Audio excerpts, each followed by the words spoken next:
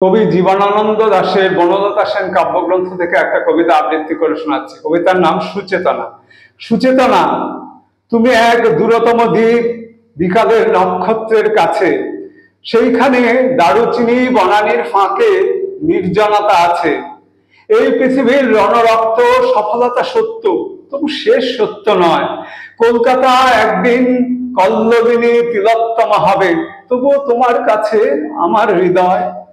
আজকে অনেক রূঢ় রৌদ্রে ঘুরে প্রাণ পৃথিবীর মানুষকে মানুষের মতো ভালোবাসা দিতে গিয়ে তবু দেখেছি আমারই হাতে হয়তো নিহত ভাই বোন বন্ধু পরিজন পড়ে আছে। পৃথিবীর গভীরতম অসুখ এখন, মানুষ তবুও ঋণী পৃথিবীর কাছে। কেবলই জাহাজ এসে আমাদের বন্দরের রোদে দেখেছি ফসল নিতে উপনীত হয়। সেই শস্য অগণন মানুষের সব থেকে উচ্চারিত স্বর্ণের বিস্ময়ে আমাদের পিতা বুদ্ধ কনফুসিয়াসের মতো আমাদের প্রাণ মুখ করে রাখে। তবু চারিদিকে রণক্লান্ত কাজের আহ্বান। সুচেতনা, এই পথে আলো জেলে এ পথেই পৃথিবীর ক্রমমুক্তি হবে।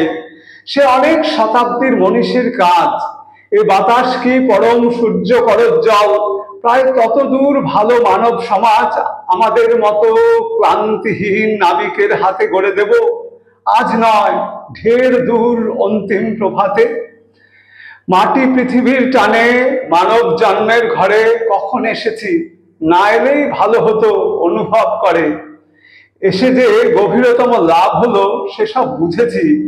শিশিরের শরীর ছুঁয়ে সমুজ্জ্বল ভরে দেখেছি যা হলো হবে, মানুষের যা হবার নয়। শাশ্বত রাত্রির বুকে সকলই অনন্ত সূর্যোদয়।